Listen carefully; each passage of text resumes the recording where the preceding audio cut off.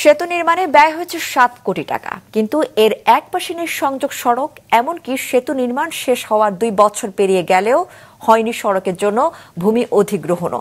ফলে মেহেরপুর ও কুষ্টিয়া জেলার সীমান্তে তৈরি করা এই সেতু কাজে আসছে না এলাকাবাসীর। মেহেরপুর সংবাদদাতার পাঠানো তথ্য ছবিতে ডেস্ক রিপোর্ট। মেহেরপুর জেলার বেতবাড়িয়া ও কুষ্টিয়া জেলার মধুগাড়ি গ্রামসহ আশপাশের মানুষের যাতায়াতের দুর্ভোগ কমাতে নির্মাণ করা হয়েছে এই সেতুটি। অথচ নির্মাণের 2 বছর পেরিয়ে গেলেও এখনও সেতুটি ব্যবহার উপযোগী হয়নি এলাকাবাসীর জন্য। সেতুটির কুষ্টিয়া অংশের সংযোগ সড়ক থাকলেও মেহেরপুর অংশের সংযোগ সড়কের জন্য জমিও অধিগ্রহণ করা হয়নি। সংযোগ সড়ক না থাকায় ঝুঁকি নিয়ে ব্রিজটি ব্যবহার করছে এলাকাবাসী। যে ধুলা মাটি আর গাড়ি এদিক ওদিক চলে যাচ্ছে, গাড়ি তো নামাতে পারছে না। ব্যবসায়ী পারাপারের সমস্যা, অনেক দূর ঘুরে আসা লাগে, এতে ডাবল খরচ পড়ে যায়। একটা মানুষ যদি অসুস্থ হয়ে যায় যে এমনি যে পারাপার করব, মানে ভ্যানে বা একটা গাড়িতে সেই ক্যাপাসিটি নাই। এত কষ্ট আমাদের, ব্রিজ বহু টাকা খরচ করে ব্রিজ হয়ে কি লাভ হইল।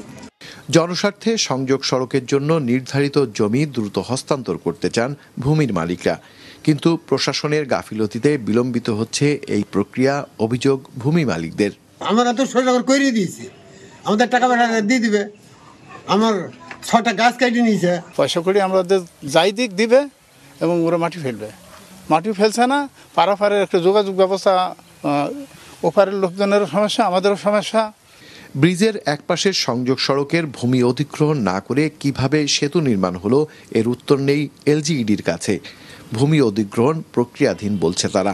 মন্ত্রণালয় থেকে দ্রুত যে প্রয়োজনীয় অর্থ বরাদ্দ সেটি পেয়ে গেলে আমরা আবার নতুন করে দরপত্র আহ্বান করে ব্রিজের যে সংযোগ রাস্তাটি সেটি ঠিকাদারের মাধ্যমে দ্রুত নির্মাণ করে দিতে সক্ষম হব। সেতুটি পূর্ণাঙ্গরূপে জনগণের ব্যবহার উপযোগী করতে প্রয়োজন মাত্র 120 মিটার সংযোগ সড়ক। ভূমি অধিগ্রহণ বাদে যা নির্মাণে প্রাথমিক ব্যয় ধরা হয়েছে 30 লাখ টাকা। মোস্তফা জামাল, ডেস্ক রিপোর্ট, মাছরাঙা টেলিভিশন।